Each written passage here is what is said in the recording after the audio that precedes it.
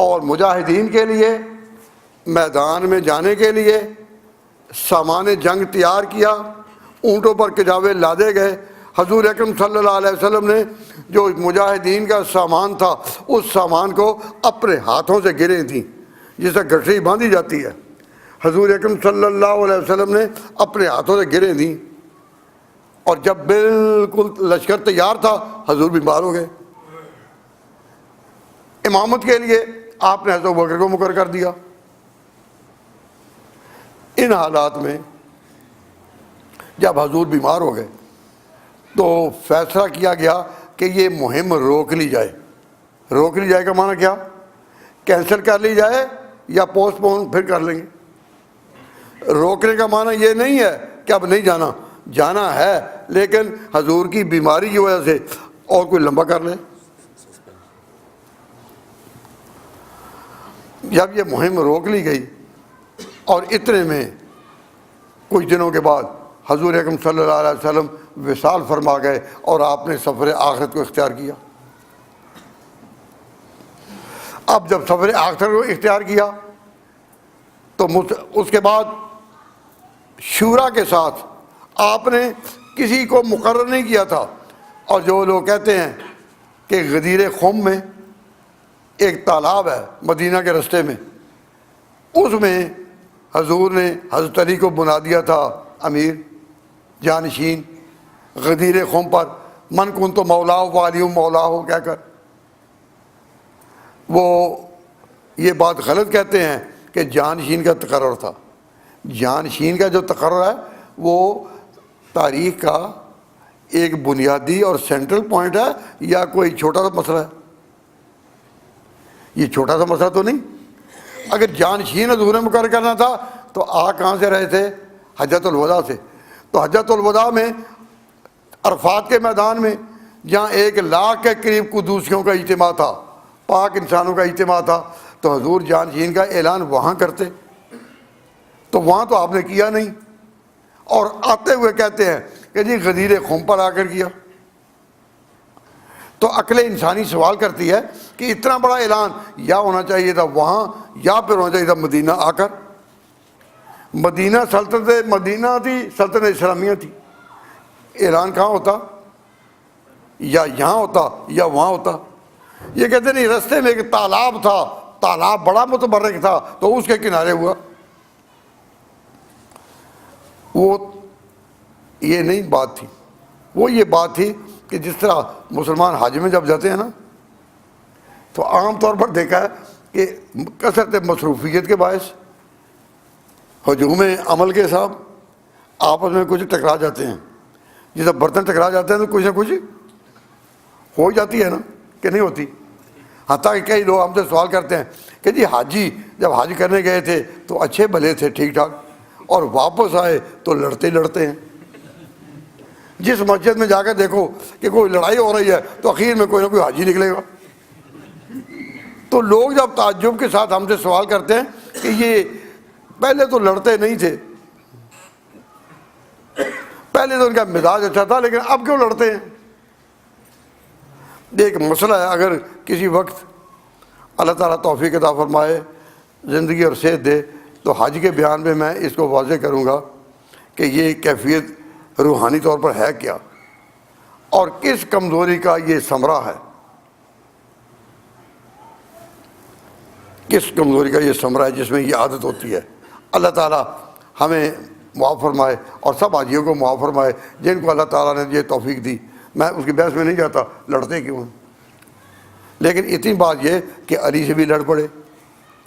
حضور حج سے واپس آ رہے تھے، حجۃ الوداع سے واپس آ رہے تھے، تو جو حضرت علی کے ساتھ قریب قریب لوگ ہیں، کوئی کسی کی مٹھ بھیڑ ہو گئی اور اس نے حضرت علی کی شان میں مخالفت میں کوئی بات کہی۔ حضور کو پتہ چل گیا تو آپ نے وہاں ٹھہرے تو آپ نے فرمایا علی کے بارے میں میں یہ اعلان کرتا ہوں، من کن تو مولا ہو فالی مولا ہو، من کن تو مولا ہو، جس کا مولا میں ہوں علی بھی اس کا مولا ہے، جو مجھ سے پیار کرتا ہے وہ علی سے بھی پیار کرے۔ تو وہ جو علی سے لڑنے والے تھے ان کا منہ بند ہو گیا، ان کا منہ بند ہو گیا، اور پھر ایک بھائی چارہ حضرت علی کے اور اس کے درمیان ہو گیا. تو جو غدیر قوم میں اعلان تھا وہ خلافت کا تھا یا ولایت کا؟ ولایت کا معنی ہے محبت اور دوستی، محبت اور دوستی. تو حضور کا جو اعلان تھا وہ دونوں میں محبت قائم کرنے کا تھا یا نہیں؟ کیوں؟ پورے الفاظ حدیث کے یہ کہ من کنت مولا فعلی مولا ہو، جس کا مولا میں اس کا مولا علی. اللہم اے اللہ وال من والا ہو و عاد من آدھا ہو، جو علی سے دوستی رکھے تو بھی اس کی دوستی کر، جو علی سے دشمنی کرے تو بھی اس کی دشمنی کر. تو حضور کا یہ اعلان اعلان ولایت ہے یا اعلان خلافت؟ ہمارے اعتقاد میں یہ اعلان ولایت ہے کہ حضور نے نام لے کر کہا کہ جو میرا دوست ہے وہ علی کا بھی دوست ہو. اب تھا تو اعلان ولایت، تو لوگوں نے اس کو بلا لیا کہ اعلان خلافت. بھائی اگر اعلان خلافت ہے تو پھر مسلمانوں کو آگے کو شورا کی ضرورت تھی؟ تو سقیفہ بنی ساعدہ میں جہاں ابو بکر صدیق کا انتخاب عمل میں آیا تو وہاں مسلمانوں کو جمع ہونے کی کیا ضرورت تھی اگر خلافت کا فیصلہ ہو چکا تھا؟ پھر کبھی کہتے ہیں کہ جی حضور نے بستر علالت پر کہا تھا کہ قلم دعات لاؤ میں لکھ دوں کہ جانشین کون ہو، معاذ اللہ. تو اس کا معنی یہ کہ اگر حضور نے مدینہ آ کر یہ کہا کہ قلم دعات لاؤ میں لکھ دوں تو اس سے کیا یہ نتیجہ نہیں نکلتا کہ معلوم ہوا کہ ابھی تک کوئی نہیں فیصلہ تھا؟ اگر کوئی فیصلہ کیا ہوتا تو پھر یہ کہتے.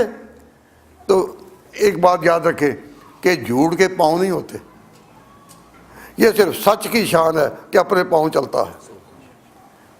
سچ کی شان ہے اپنے پاؤں چلتا ہے، اور جھوٹ کو چلانے کے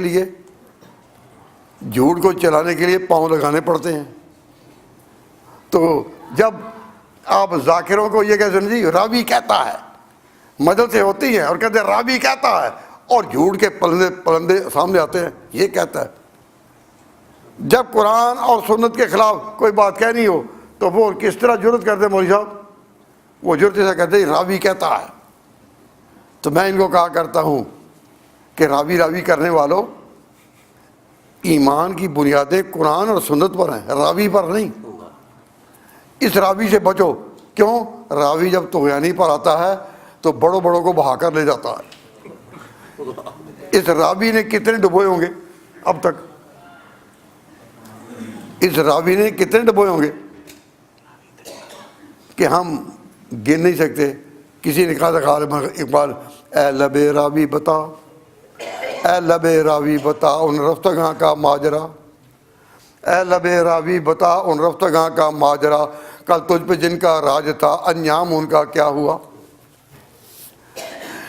تو دین اور ایمان کی بنیادیں قرآن اور سنت ہیں یا راوی؟ تو جو کتاب اٹھا کر دیکھو نا باقر مجلسی کی تو راوی کہتا ہے. میں کہا یا اللہ راوی سے بچا، راوی سے بچا. اور اب تو الحمدللہ ترقی اتنی ہو چکی کہ راوی بھی خشک ہو گیا ہے. تو جب راوی خشک ہو رہا ہے تو اس میں یہ بات سمجھو کہ جو راوی کہتا ہے کہ جی غدیر قوم پر آپ نے جانشین مقرر کیا تھا، تو عقل انسانی سوال کرتی ہے کہ کیا وہی ایک موقع تھا؟ یہ بات میں علی سبیل تنزل کہہ رہا ہوں کیونکہ یہ حدیث بھی من کنت مولا ہو یہ اسناداً صحیح نہیں. علامہ جمال الدین ذیلی ہدایہ کی تخریج میں ایک مقام کہتے ہیں کہ کتنی حدیثیں ہیں جو کثرت طرق سے جمع کی گئیں لیکن وہ صحیح نہیں. کم من حدیث، کتنی حدیثیں ہیں کثرت روات ہو کہ جس کے راوی بہت ہیں، و تعدد طرق ہو وہ حدیث ضعیف کا حدیث الحاج والمحجوم و کا حدیث الطیر و کا حدیث من کنت مولا و علی مولا بلکہ لا یزید و کثرت الطرق الا ذوفا. جتنا بھی غور کرتے جائیں حدیث کا ذوف اور بڑھتا جاتا ہے. تو میں اس وقت اس حدیث پر بحث نہیں کر رہا، میں مستقل طور پر اس پر بحث کر چکا ہوں اپنی کتابوں میں. آپ حضرات کو میں صرف یہ بتانا چاہتا ہوں کہ حضور نے خلافت کے لیے، ملک کی جانشینی کے لیے کسی کو نومینیٹ کہہ دو نہیں کیا، کسی کو نومینیٹ. ضرورتوں کے لیے کیا ابو بکر کو امامت کرائیں، مدینہ کے کوتوال کی حیثیت میں وہ کام کرے وہ کرے، آپ نے سارے مقرر کر دیے، لیکن جانشین سلطنت کسی کو مقرر نہیں کیا۔ کیوں؟ اس لیے کہ حضور صلی اللہ علیہ وسلم جانتے تھے کہ جب نص موجود نہ ہو تو پھر کس طرح انتخاب ہوگا؟ شورا سے۔ تو حضور خود یہ سند دے گئے تھے کہ غزوہ موتا میں جب کوئی امیر نہیں جو اپوائنٹڈ ہو، جس پر انجنکشن موجود ہو لسان رسالت کا، تو پھر کس طرح ہوگا؟ شورا پر۔ اور یہ واقعہ حضور کی زندگی میں ہوا، اور حضور نے اپنی نظر سے اس کو منظوری بخشی۔ تو مسلمانوں کے پاس ایک لا پوائنٹ آ گیا کہ اگر نص نہیں تو پھر شورا ہے۔ تو میں بتا آپ کو یہ رہا تھا کہ نبی پاک صلی اللہ علیہ وسلم کا جو آخری وقت ہے تو کیا ہے؟ شام کی طرف جانے کے لیے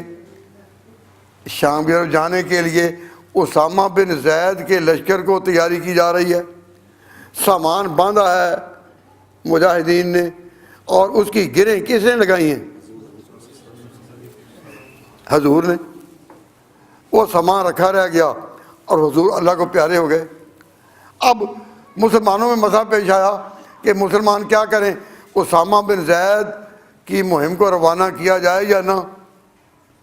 حضرت ابوبکر صدیق رضی اللہ تعالیٰ عنہ نے اعلان کیا کہ جو سامان جہاد کو حضور نے تیار کیا اور جو گٹھریاں آپ نے ان کے سامان کی باندھی، حضور کی لگائی گروں کو ابو بکر کھولنے کے لیے تیار نہیں۔ وہ کھلیں گی تو میدان جہاد میں ہی۔ میری اتنی جرت نہیں کہ حضور کی لگائی ہوئی گروں کو میں کھولوں۔ ایک میدان بن گیا۔ اتنے میں کچھ لوگوں نے کہا کہ جی مسیلمہ کذاب، وہ کہتا ہے میں بھی یوسف کذاب نہیں، میں بھی نبی ہوں، اور مسیلمہ کذاب نے نبوت کا دعویٰ کیا۔ تو ابوبکر صدیق رضی اللہ تعالیٰ عنہ نے کوئی نرمی اختیار نہیں کی، آپ نے کہا کہ انکار ختم نبوت کی بنا پر یہ لوگ مرتد ہو گئے، اب ہم ان کا مقابلہ کریں گے، ہم حضور کے غلام ہیں تو حضور کے مشن کو قائم رکھیں گے، باقی رکھیں گے، ختم نبوت کے جھنڈے کا اونچا رکھیں گے۔ تو مسیلمہ کذاب کی جماعت کا مقابلہ کرنا، یہ کون تھے؟ مرتد ہو گئے۔ اتنے میں اسود انسی کے کچھ لوگ تھے، انہوں نے اپنا نبی بنا لیا اور وہ بھی مرتد ہو گئے۔ اور کچھ لوگوں نے کہا کہ زکوٰۃ دینا مشکل کام ہے، زکوٰۃ دینا، اس لیے ہم زکوٰۃ نہیں دیں گے، دین اسلام میں رہیں گے مگر زکوٰۃ نہیں دیں گے۔ ابوبکر صدیق رضی اللہ تعالیٰ عنہ واللہ لا اقاتلن من فرق بین الصلاۃ والزکوٰۃ، جس نے نماز میں اور زکوٰۃ میں فرق کیا میں جہاد کروں گا۔ تو کون سا محاذ ہے یہ؟ تیسرا تو محاذ، ایک تو اسامہ بن زید کا وہ تو تھا ہی، ایک محاذ ختم نبوت کا ہو گیا، ایک منکرین زکوٰۃ کے مقابلے میں ہو گیا۔ اس طرح اور بھی دو چار مہمات مرتدین کے مقابلہ کے لیے ابوبکر صدیق نے روانہ کی۔ تو صحابہ نے حضرت ابوبکر صدیق سے عرض کی، حضور ابھی لوگوں کے دل زخمی ہیں، حضور کی جدائی کا احساس ہمیں گھائل کر رہا ہے، زخمی کیے ہوئے، تو ابھی ایک ایک کر کے لڑائی کریں تاکہ ساری قوت ایک طرف جائے۔ تو آپ اس طرح نہ کریں سب کا مقابلہ۔ لیکن ابوبکر صدیق رضی اللہ تعالیٰ عنہ کو یہ کریڈٹ جاتا ہے کہ آپ نے کہا نہیں میں سب کا مقابلہ کروں گا چاروں طرف۔ بھائی بات سمجھ آ رہی ہے؟ یہ چاروں طرف کیوں؟ ابوبکر صدیق کی فراست، ان کی سوچ وہاں پہنچی کہ جب کافروں کو پتہ چلے گا کہ ابوبکر صدیق نے 7-8 محاذ کھول دیے ہیں تو وہ اپنے طور پر سوچیں گے کہ مسلمانوں کے پاس معلوم نہیں کتنی بڑی طاقت ہے، کتنی کہ 7-8 محاذ کھول دیے، وہ ویسے ہی ڈر جائیں گے۔ ابوبکر صدیق کی فراست ادھر جا رہی تھی کہ ان کو ڈرا دو۔ میں کہا کرتا ہوں کہ بھائی دشمن کو مارنا بہتر ہے یا یرکانا؟